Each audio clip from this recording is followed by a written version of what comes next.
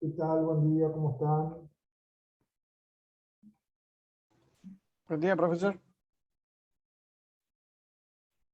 Vamos a esperar un minutito, a ver si se suma más gente.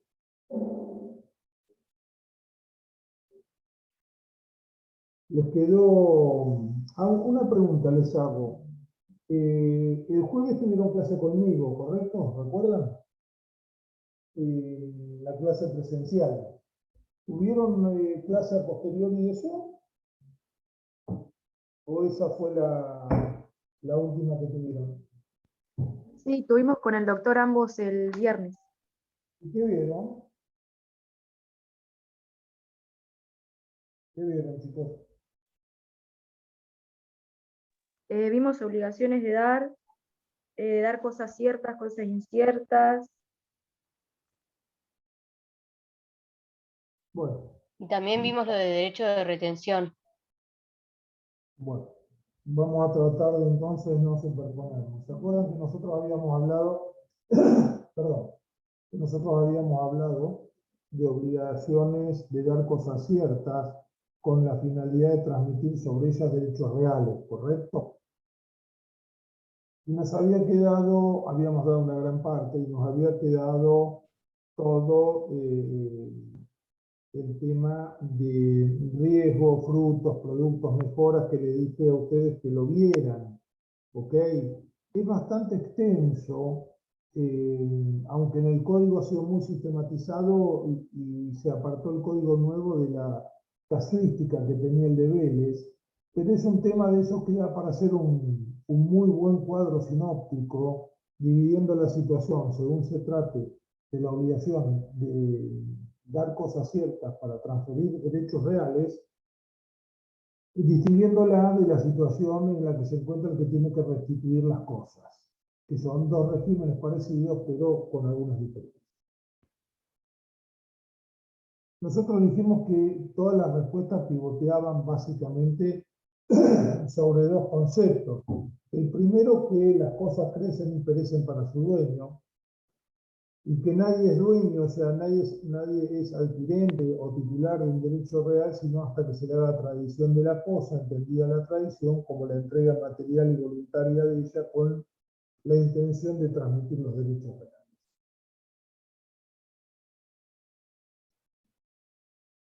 También sabemos nosotros, por las reglas en materia, las reglas generales en materia de pago, que hay un principio de identidad y un principio de integridad, y que estos dos principios nos llevan a algunas conclusiones. La primera de ellas es que el deudor debe la cosa prometida en su integridad y en su identidad, es decir, que el deber de conservación de la cosa pesa sobre el deudor. Estas, digamos, son las reglas básicas sobre las cuales se va a desenvolver luego la casuística del Código Civil. En caso de riesgo de la cosa, en caso de pérdida o de deterioro de la cosa, hay que distinguir, como dijimos en la clase anterior, tres situaciones. La primera situación es la situación de pérdida o deterioro de la cosa que la hace impropia para su destino, con antelación a la tradición. La cosa se pierde para el dueño, es decir, la cosa se pierde para el que debía entregarla a la cosa. Si es sin culpa, la obligación se extingue porque no hay responsabilidad civil. Si en cambio es la pérdida achacable, digamos, imputable a la persona del deudor, este debe entregar una suma en compensación, o sea, hay una responsabilidad civil, y en el caso del deterioro que deja la cosa parcialmente útil, el acreedor puede optar por una acción, digamos, pantiminori, o sea, una acción de reducción del precio para hacerlo proporcional al valor actual de la cosa, o resolver el contrato. Cuando se trata de mejoras, el código distingue, como lo hace el artículo 751 y siguientes.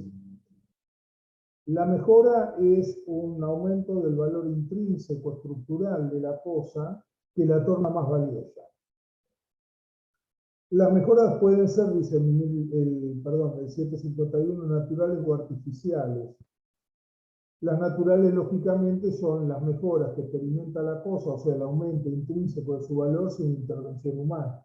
Por ejemplo, dimos un ejemplo por allá de los modos de adquisición de la posesión, el aluvión o la abulsión como forma en que los terrenos pueden ganar más metros, más superficie sin intervención humana, solamente, por ejemplo, porque las tierras que están río arriba sufren desprendimientos y esa tierra se adosa a una propiedad distinta.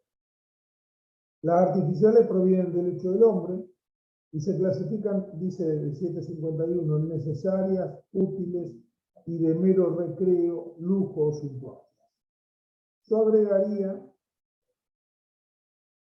las llamadas mejoras de mero mantenimiento o conservación, que no están allí, no están mencionadas por ahí. Hay que hacer una distinción. Las cosas crecen y perecen para su dueño. O sea que, por regla,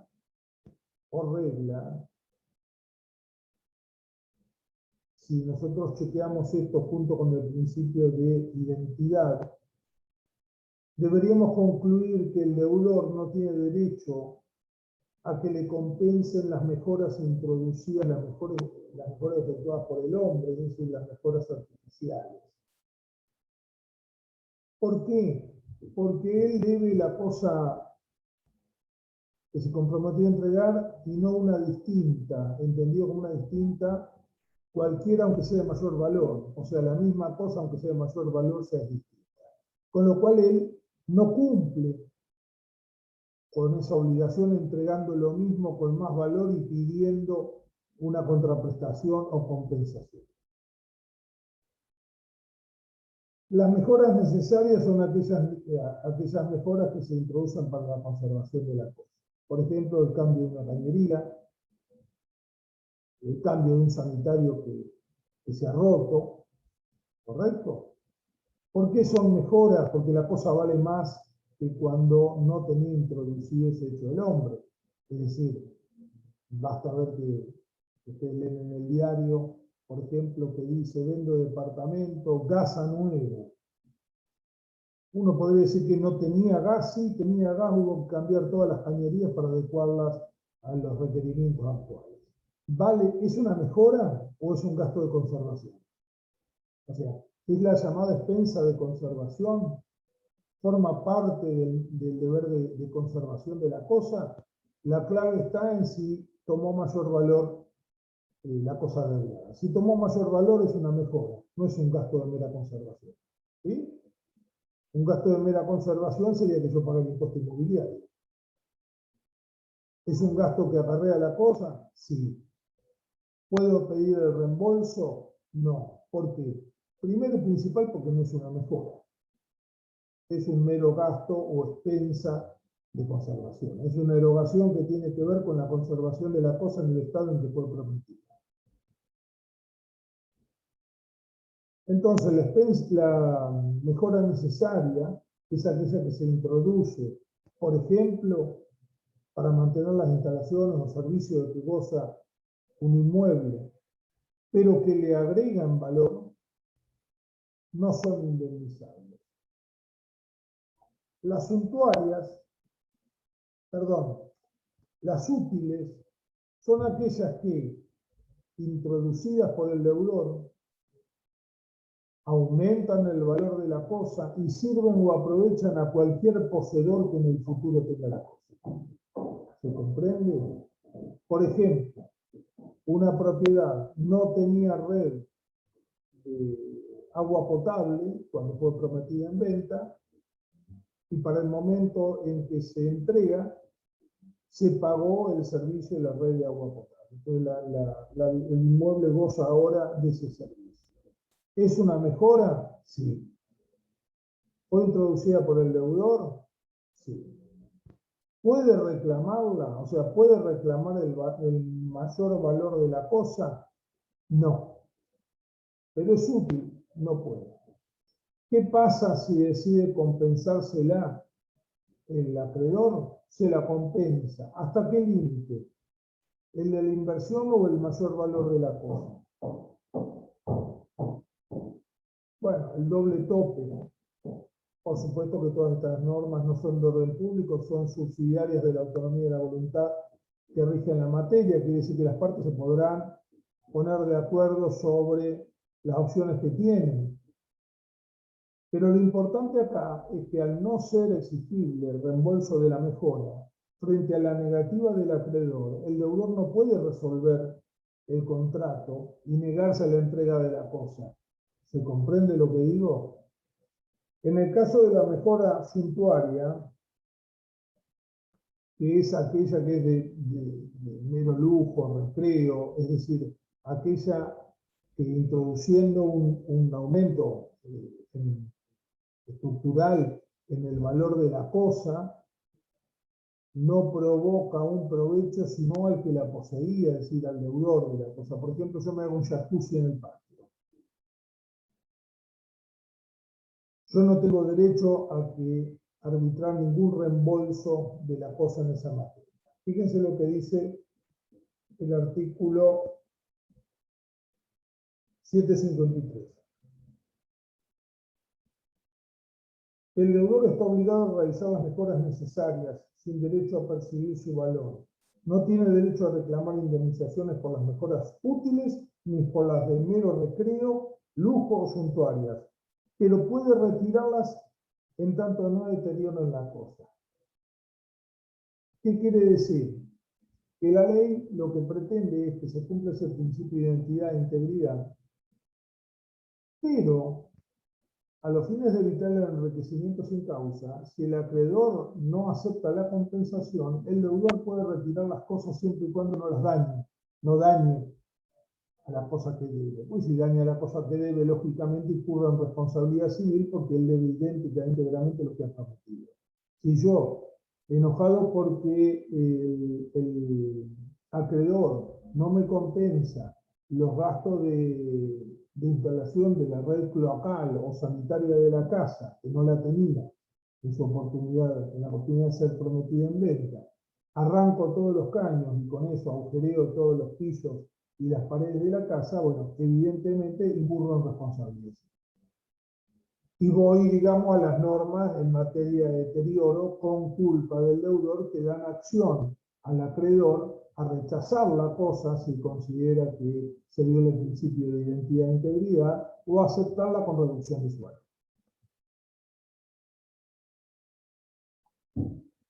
Hasta acá, digamos, lo atinente a mejoras. En materia de frutos, hay tres clases de frutos. Repito, el código es muy sintético ahora: naturales, industriales y civiles. Los frutos naturales son aquellos que genera la cosa. Primero y principal, aclaremos que los frutos son accesorios de la cosa como principal, siguen la suerte de lo principal. En la medida que no han sido percibidos, cualquiera sea su naturaleza, se entiende que forman parte de la misma cosa fructífera. Y desde el punto de vista de la posesión, digamos, se adquieren con cada adquisición. ¿Sí? No pasa lo mismo con la posesión de la cosa fructífera, que comienza en un momento cuando se adquiere físicamente corpus, digamos, la posesión, y se mantiene inalterada esa posesión en el transcurso del tiempo hasta que se pierde por alguna causa. Los frutos, y esto es importante para calificar la buena o la mala fe del poseedor de los frutos siguen la suerte de lo principal, con lo cual, digamos, la posesión de buena fe, reputada de buena fe, de la cosa fructífera, significa o hace presumir que también se perciben los frutos de buena fe, pero repito, en este punto habrá que estar a la fecha de adquisición de cada fruto, no a la fecha de la adquisición originaria de la cosa fructífera. Esto es importante porque durante el transcurso del tiempo una persona puede iniciar una posesión que principia siendo de buena fe y después se transforma de mala fe por el conocimiento, por ejemplo, de la ilegitimidad o la nulidad del título sobre el que reposaba el derecho que le daba posesión. Los frutos, decíamos, son naturales, aquellos que produce la cosa. sin intervención del hombre, sin industria o trabajo del hombre, ¿correcto? Por ejemplo, si yo tengo un campo donde tengo frutales que han crecido naturalmente y esos frutales generan frutos, esos frutos son naturales. Si por el contrario son fruto de la labranza, la inversión en semillas y todo un trabajo realizado por el hombre, son frutos industriales, ¿correcto? O sea, aquellos que requieren la industria o el trabajo humano son industriales. Y después tenemos los frutos civiles, que son las rentas de capital. De un capital o de un bien determinado. Por ejemplo, los intereses compensatorios lucrativos, mejor dicho, son frutos civiles del capital. Las rentas, los alquileres que da una cosa inmueble o mueble, son frutos civiles. El artículo 754, siguiendo aquella regla que nosotros mencionamos, dice: hasta el día de la tradición, los frutos percibidos le pertenecen al deudor. ¿Por qué? ¿Qué piensan? ¿Por qué los frutos percibidos le corresponderán al deudor?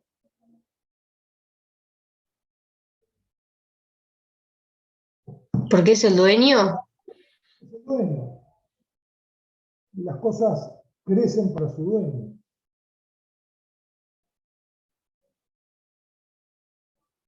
A partir de esa fecha, los frutos devengados y no percibidos le corresponden a la tierra. Los frutos van a ser pendientes, devengados o percibidos. Un fruto pendiente es un fruto que todavía no nació, sea industrial, sea civil. Por ejemplo, los alquileres que se van a devengar en octubre, noviembre, diciembre de 2021 de una propiedad que yo tengo alquilada a favor del comerciante, que lo usa para desempeñar su actividad, son frutos pendientes. Los frutos, una vez que se producen, pueden dejar de ser pendientes, van a estar devengados y pueden no estar percibidos. ¿Cuál es la diferencia entre devengado y percibido? El fruto ya se produjo, ya se generó. Todavía no hay apropiación del fruto por parte, en este caso, del deudor. Entonces la regla, que ha sido muy criticada por alguna doctrina, y ahora vamos a explicar por qué, dice: los frutos devengados y no percibidos a la fecha de la tradición le corresponden al acreedor. Pizarro y Ballestinos hacen una crítica porque insisten en que las rentas, por ejemplo, o los frutos industriales, pero particularmente las rentas, esta regla en ese ámbito genera una injusticia. ¿Por qué? Porque los frutos devengados no percibidos, por ejemplo, alquileres que a la fecha de la tradición el tenedor de la cosa, el locatario de la cosa deude, no hay ninguna regla que justifique, no hay ninguna razón, mejor dicho, que justifique la regla según la cual, si el acreedor tiene derecho que se le entregue idéntica e íntegramente aquello que se le prometió, no hay ninguna justificación para que reciba más de lo que se le prometió. ¿Sí? Es decir, recibiría la cosa con las rentas, o sea, los frutos civiles, devengados y no percibidos. Con lo cual, si entre que yo prometo en venta la cosa, tiene un boleto de compra-venta, y el momento en que debo hacer entrega o tradición de la misma y escriturarla, resulta que el arrendatario, se trata de un campo, y el arrendatario me debe 8 meses de arrendo, 8 meses de alquiler. La regla legal es que los 8 meses de alquiler, en tanto frutos civiles devengados no percibidos, le corresponden al adquirente, al acreedor de la cosa. Repito, que en esta materia no hay orden público, con lo cual toda esta cuestión va a ser una cuestión susceptible de acuerdo entre las partes. Pero imaginemos nosotros que 8 meses de arriendo de un campo es muchísimo dinero. y que si el acreedor dice, mire, nosotros no estipulamos nada y legalmente no corresponde, la ley le va a dar la razón. Tratándose de frutos industriales,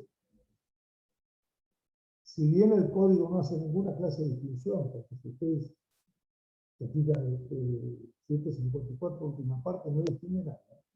Yo creo que aun si esta regla fuera aceptada pese a su injusticia, el acreedor que retiene para sí percibe los frutos industriales devengados antes de la tradición debería compensar la inversión que hizo el deudor para el devengamiento de los frutos. ¿Entienden lo que digo? ¿Comprenden? ¿Sobre la base de qué principio? Sobre la base del principio que depende del enriquecimiento sin causa. El 1700. ¿Me van siguiendo hasta acá o están medio perdidos? ¿Van siguiendo con el código? Los frutos son naturales, industriales o civiles. Los frutos de cualquiera de estas clases pueden ser pendientes, devengados y percibidos, o devengados y no percibidos.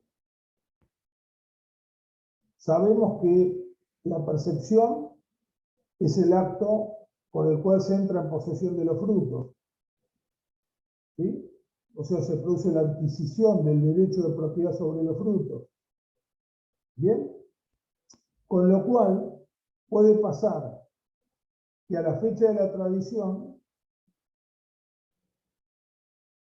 los pendientes sean pendientes a quien corresponde. Al acreedor. Los devengados y no percibidos a quien corresponden. Según esta regla, el acreedor, aunque en materia de frutos industriales entiendo que tendría lugar una compensación de la inversión, no del valor de los frutos, y si son percibidos antes de la tradición,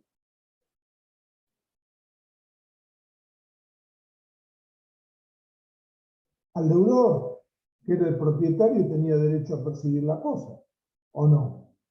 Otra vez vamos sobre estas reglas.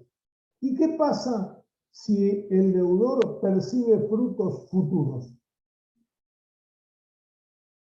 O sea, si yo le digo al inquilino, mire, vendí el local, lo entrego el mes que viene, ¿me paga un año adelantado? Van a ser frutos percibidos. ¿Los puedo retener? No, no son ¿No? devengados. Y si la ley dice que los percibidos ante la tradición me corresponden. No dice si se van a devengar en el futuro, se han devengado. Es un lindo tema. No está regulado. Ustedes tendrían que dar una respuesta. ¿Qué pasa cuando, pero digamos, nuevamente la regla sigue siendo los frutos percibidos antes de la tradición son para el deudor. Los devengados y no percibidos a la fecha de la tradición le corresponden al acreedor sin distinción, lo que ha merecido la crítica de la doctrina. El artículo 756 habla de la hipótesis de conflicto entre varios acreedores.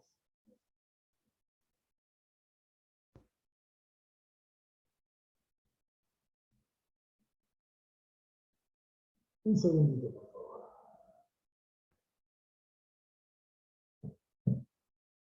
¿En qué se basa el conflicto de varios acreedores? Distintas personas son acreedores de la obligación de entregar la cosa que pesa sobre el poseedor actual para, pretendiendo, digamos, adquirir derechos reales cada una de estas personas sobre la misma cosa. Por ejemplo, un inmueble es prometido en venta a 3 personas, o una cosa mueble no registrable es prometida en venta a distintas personas. ¿Quién tiene mejor derecho? Estos dos artículos son muy importantes porque el código divide según se trata de inmuebles o de bienes muebles. Si se trata de bienes inmuebles, si varios acreedores reclaman la misma cosa inmueble prometida por el deudor, ¿son todos de buena fe y a título oneroso? Repito, ¿son todos de buena fe y a título oneroso? ¿En qué consiste la buena fe?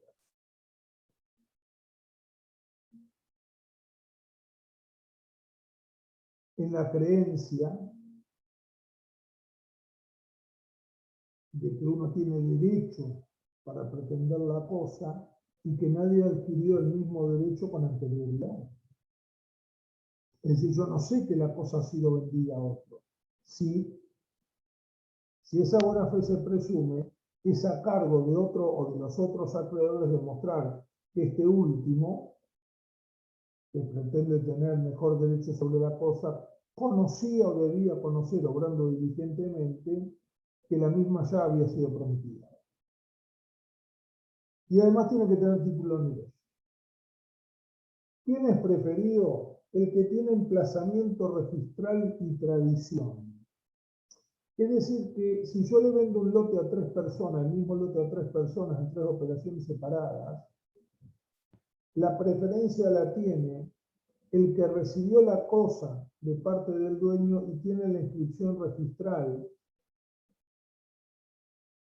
que por otro lado sabemos nosotros que en materia de inmueble tiene efecto declarativo, publicístico, de manera que el perfeccionamiento de ese emplazamiento registral hace conocer a los demás adquirentes que alguien ha tomado un derecho sobre la cosa. En ausencia de inscripción y en ausencia de escritura pública, el que ha recibido la tradición. En su defecto, el que tiene emplazamiento registral precedente, es decir, nadie recibió la tradición, se hizo la escrituración a una persona y éste inscribió la escritura.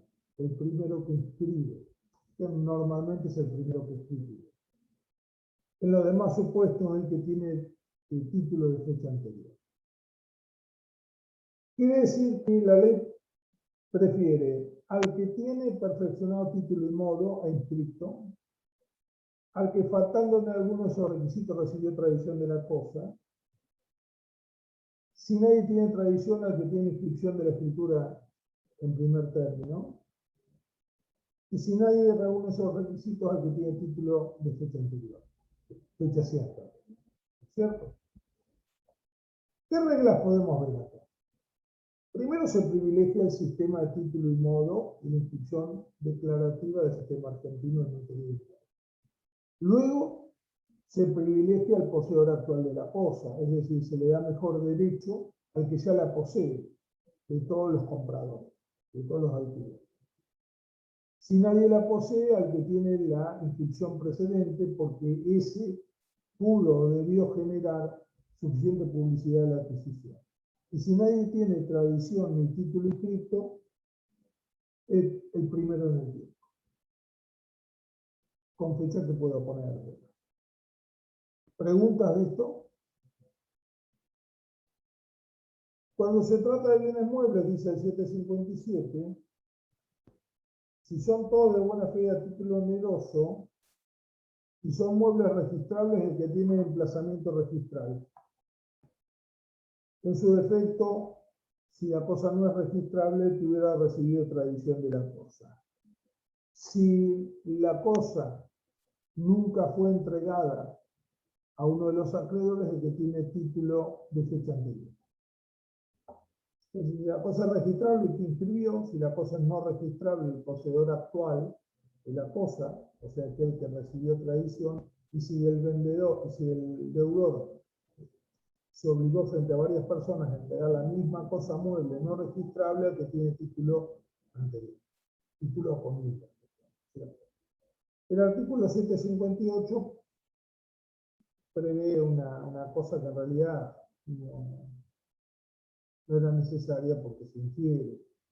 El acreedor de buena fe que resulta frustrado en su derecho conserva su acción contra el deudor para reclamar los daños y perjuicios.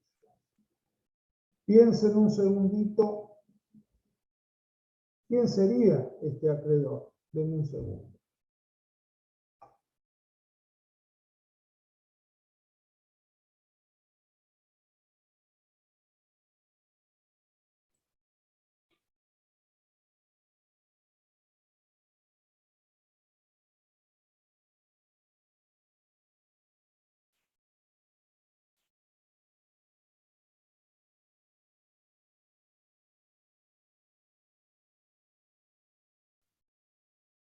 ¿Quién sería este acreedor?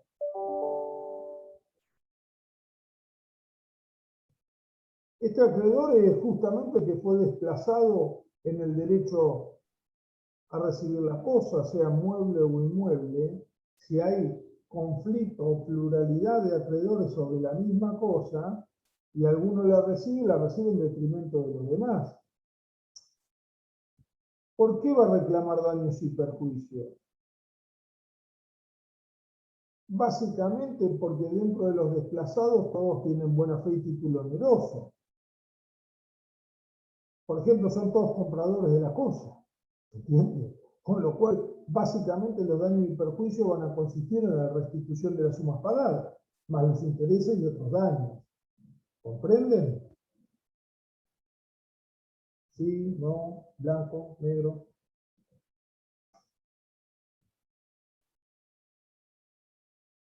¿Hay alguna duda de todo esto? ¿Comprenden la hipótesis que estamos trabajando? Sí, sí, sí. El código anterior preveía, digamos, la legislación positiva ya desde el texto de Vélez, la regulación de las obligaciones de dar cosas ciertas para restituir al bien. Cuando uno lee el artículo 759, en la obligación de dar para restituir, el deudor debe entregar la cosa al acreedor, quien por su parte puede exigirla. Nos deja la idea concreta y real, digamos, de que estamos frente a obligaciones de dar para restituir a alguien, pero que no necesariamente es el dueño. Porque una cosa es la obligación de restituir al dueño, como la preveía el Código Civil, y otra cosa es la obligación de restitución en general. Por ejemplo, hay obligaciones de restituir a personas que no son el dueño. El sublocatario, el subinquilino, tiene la obligación de restituir la cosa mueble o inmueble que subalquiló, entregándosela o restituyéndosela al locatario, que fue quien se la facilitó. ¿Entiende? Y no es el dueño. Y así pasa, por ejemplo, con la obligación de restituir que nace de cualquier derecho personal o inclusive real que se haya adquirido y que dé obligación de restituir a cualquier poseedor o tenedor de la cosa. La doctrina lo que dice, para aclararlo, es que el artículo 759 se va a ocupar de cuál es la situación de los deudores de la obligación de restituir en general, mientras que el artículo 760 claramente nos va a decir entrega de la cosa a quien no es su propietario, y el 761 se va a ocupar específicamente de la entrega a quien no es su propietario de otra clase de bien. Es decir, el 760 y 61 van a distinguir si sos propietario o no sos propietario a la vez de ser acreedor, mientras que el 759 nos indica que nos va a dar un pantallazo general de las obligaciones de restitución, más allá de que se sea el dueño. Esto refiere a lo que la doctrina llama relaciones de poder, es decir, las relaciones que mantienen las personas físicas o jurídicas con las cosas que tienen bajo su tenencia o posesión. Y que normalmente les produce un aprovechamiento, una utilidad que satisface una necesidad. Ya lo vimos cuando analizamos la primera o segunda clase, diferencia entre derechos reales y personales. Estas relaciones de poder pueden ser la posesión o la tenencia de las cosas. La posesión es un hecho, se ejerce corpus et animus, o sea, se ejerce fáctica, física, materialmente, porque una persona tiene una cosa mueble o inmueble bajo su poder y dispone de ella como dispone el titular de un derecho real. Se comporta como dueño, es decir, la detenta, la tiene para sí sin reconocer a otro como poseedor, en función del ejercicio de un derecho real. O sea, con la voluntad de ejercer un derecho real. Tenga o no tenga ese derecho. Cuando yo tengo mi celular y lo utilizo permanentemente, lo porto, lo traslado, se lo niego a otros que me lo puedan pedir, estoy poseyendo algo materialmente, o sea, lo detento físicamente, y lo hago para mí en virtud del ejercicio de un derecho real que tengo como dueño. Pero externamente hablando, nadie sabe si soy el dueño. Externamente hablando, soy el poseedor de la cosa porque la detento materialmente, aprovechándola, excluyendo a los demás de la posesión de la cosa que yo sí ejerzo, y lo hago animus, o sea, corpus y animus. Animus quiere decir que lo hago con la voluntad de ejercer sobre ello un derecho real. El tenedor de la cosa ejerce un poder de derecho sobre la cosa, pero no lo ejerce poseyéndola para sí, sino que solamente actúa como un representante del poseedor. Por más que tenga un derecho al uso y goce de la cosa, o sea, por más que haga algún aprovechamiento de la cosa. Por ejemplo, el locatario o inquilino es una persona que tiene una relación de hecho, la detenta la cosa, la usa y la goza, pero reconoce la posesión en otro. Cuando una persona que inicia siendo tenedor se transforma en poseedor de la cosa, se habla de interversión del título. O sea, una tergiversación de la situación inicial, transformándola de tenencia en posesión.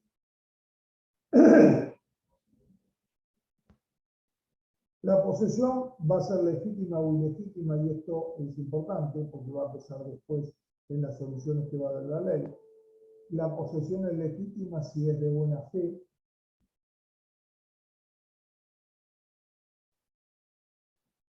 y se funda esa buena fe de un error excusable.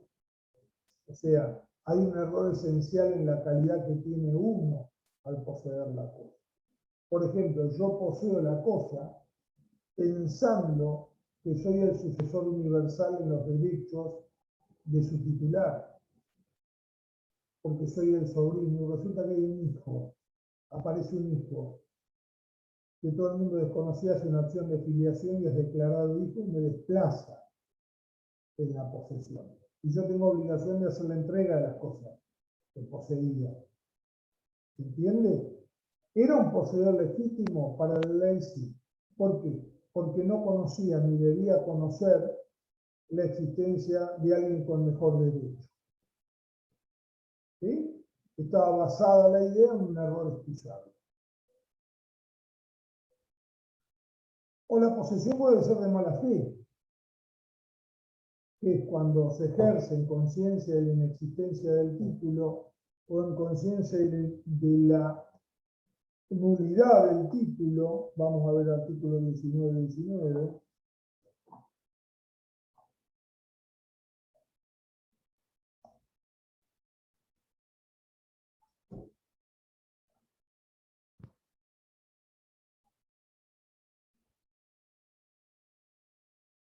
Presunción de buena fe. Buena fe, 1918. El sujeto de la relación de poderes de buena fe, si no conoce ni puede conocer que carece de derecho, es decir, cuando por un error de hecho esencial y excusable está persuadido de su legitimidad. 1918. La relación de poder se presume de buena fe, a menos que exista prueba en contrario. La mala fe se presume cuando el título de nulidad manifiesta, cuando se adquiere de persona que habitualmente no hace tradición de esa clase de cosas y carece de medios para adquirirla, cuando recae sobre ganado marcado señalado si el diseño fue registrado por otra persona. 1920. La buena o la mala fe se determina al comienzo de la relación de poder y permanece invariable mientras no se produce una nueva adquisición. No siendo posible determinar el tiempo en que comienza la mala fe, se debe estar al día de la situación actual. Y por último, además de legítima o ilegítima, la posesión de mala fe puede ser además viciosa. La posesión de mala fe es viciosa cuando es de cosas muebles adquiridas por hurto, estafa o abuso de confianza, o cuando es de inmuebles adquiridos por violencia, clandestinidad o abuso de confianza. Los vicios de la posesión son relativos respecto a aquel a quien se ejerce. En todos los casos, sea por el mismo que causa el vicio por su agente, sea contra el poseedor o su representante. ¿Les quedó claro? La posesión está en 1909, y posesión cuando una persona posee por medio de otra ejerce el poder de hecho sobre la cosa, comportándose como el titular de un derecho real, lo sea o no. La tenencia está en 1910. La intervención del título en 1915, la presunción de legitimidad en 1916, la buena fe en el 18, la presunción de buena fe y de mala fe en el 19 y en el 21 la posesión viciosa. Acá está de alguna manera cuáles son las distintas posibilidades que se le abren al deudor de una obligación de reintegrar la cosa o de restituir la cosa. ¿Por qué va a ser importante la buena y la mala fe? En materia de destrucción o pérdida de la cosa, si es sin culpa y la posesión es legítima, no hay responsabilidad civil del deudor. Si es de buena fe y la cosa se pierde sin su responsabilidad, pero hay un beneficio subsistente, hasta el límite de ese beneficio tiene que compensar a la acreedor. Si es de mala fe y la cosa se pierde, aún contra digamos, por hechos de terceros, no por un acto propio, hay responsabilidad civil. Y si la posesión es viciosa, por supuesto que también hay responsabilidad. ¿Sobre qué se basa la responsabilidad, el fundamento de la responsabilidad civil del deudor de mala fe para el hecho que la cosa se pierde o deteriore aún sin su culpa? Se basa lógicamente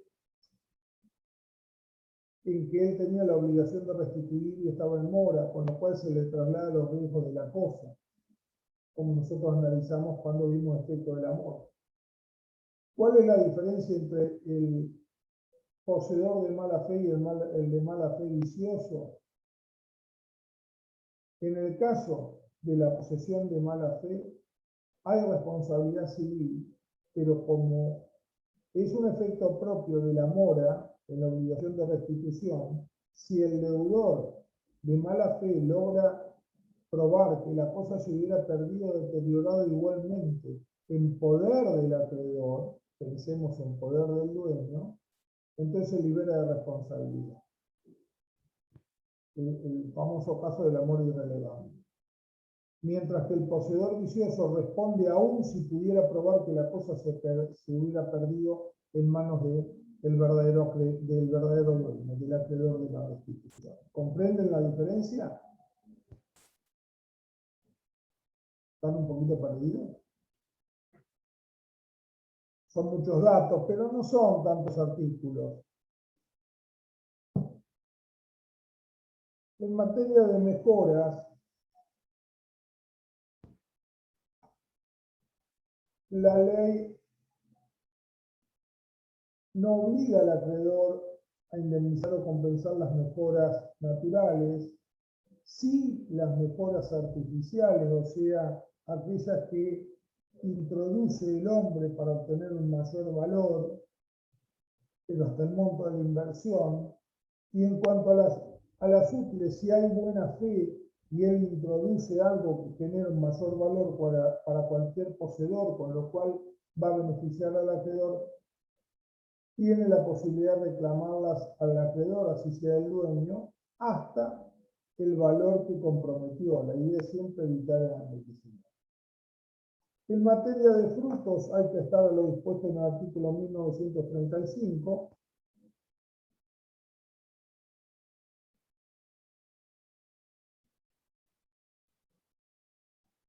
En este código se entiende por fruto percibido, perdón. La buena fe del poseedor debe existir en cada hecho de la percepción de frutos, como decíamos. Y la buena o la mala fe del que sucede en la posesión de la cosa se juzga solo con relación al sucesor y no por la mala fe o mala fe de su antecesor. El poseedor de buena fe hace suyo los frutos percibidos y los naturales devengados no percibidos. El de mala fe debe restituir los frutos percibidos y los que por su culpa se dejan de percibir. Sea de buena o de mala fe, debe restituir los frutos que haya obtenido de la cosa. Los frutos pendientes corresponden a quien tiene derecho a la restitución. Vamos de nuevo. Y el segundo párrafo, del 1935. El poseedor de buena fe hace suyo los frutos percibidos y los naturales devengados y no percibidos a la fecha de la tradición. El de mala fe debe restituir los frutos percibidos, lo que por su culpa se deja de percibir, o sea, un lucro cesante. Sea de buena o de mala fe, debe restituir los frutos que haya obtenido de la cosa. Los frutos pendientes, lógicamente, corresponden a quien tiene que recibir la cosa, es decir, al acreedor de la restitución, que en este caso es el deudor.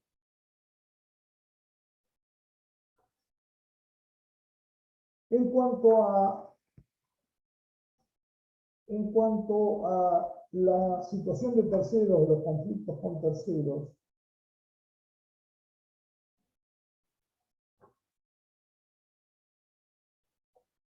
hay que distinguir otra vez muebles de inmuebles, pero haciendo una salvedad importante que la prevé el artículo 759 del Código Civil.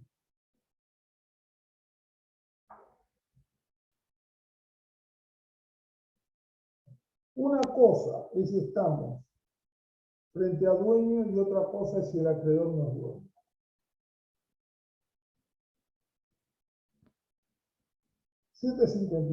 Segundo párrafo. Si quien debe restituir se obligó a entregar la cosa a más de un acreedor, el deudor debe entregar al dueño previa citación fehaciente a los otros que le hayan pretendido. Esto está criticado por la doctrina porque no se entiende qué efecto tiene esa citación. Si yo tengo 3 acreedores en la obligación de restituir, uno, porque soy su inquilino, uno es el inquilino, que me la subarrendó. Otro es una persona que estaba en posesión de la cosa y se dio por desposeído y me la dio, argumentando que era el dueño. Y otro es el verdadero dueño de la cosa. La ley dice, usted se la da al dueño, pero comuníquele a los demás. No se entiende con qué punto. 760 y 61. Entrega de la cosa que no es el dueño. Bienes no registrables. Cuando la obligación de la cosa cierta tiene por fin restituir a su dueño, si la cosa es mueble no registrable y el deudor hace a título oneroso tradición de ella a otro por transferencia o constitución de prenda, el acreedor no tiene derecho contra los poseedores de buena fe, sino solamente cuando la cosa le fue robada o se ha perdido. En síntesis, tiene mejor derecho el poseedor actual de la cosa siempre y cuando no sea robada ni perdida. Si la cosa es inmueble o registrable, el acreedor tiene acción real contra terceros que sobre ella aparentemente tienen derechos reales o que la tengan en su posesión por cualquier contrato hecho con el deudor. ¿Qué decíamos de los derechos reales? Que tienen ius persequendi. Quiere decir que si Pedro, María y Juan son acreedores de una cosa inmueble o mueble registrada y el deudor de la obligación de restituir, en vez de preferir al dueño, prefiere un tercero en la entrega de la cosa, el dueño va a tener acción persecutoria o de reivindicación contra el que la recibió del deudor, aun cuando lo hubiera recibido bueno. ¿Por qué? Porque el que es preferido es el dueño, o sea, el que ejerce un derecho real sobre la cosa, y no otros terceros que pueden ser acreedores de la cosa sin ser el dueño. Ahí ven la diferencia entre muebles e inmuebles. En materia de muebles, si uno de los acreedores recibía la posesión de la cosa no robada ni perdida, no había acción reivindicatoria contraria. ¿Dudas que les hayan quedado? Está para hacer un gran y amplio cuadro sinóptico, ¿no? ¿Qué les parece? No les parece nada. Bueno, los voy a dejar deseándoles felicidades, estudien, que lean, vieron una parte que está en materia de derechos reales, que son efectos de las relaciones de poder, busquen ahí, porque saben que citamos artículos que no son de la parte de obligaciones, pero tienen que saber, ¿sí? Del régimen no tienen que saber. Les dejo un saludo grande. Gracias. Luego. Hasta luego, profe.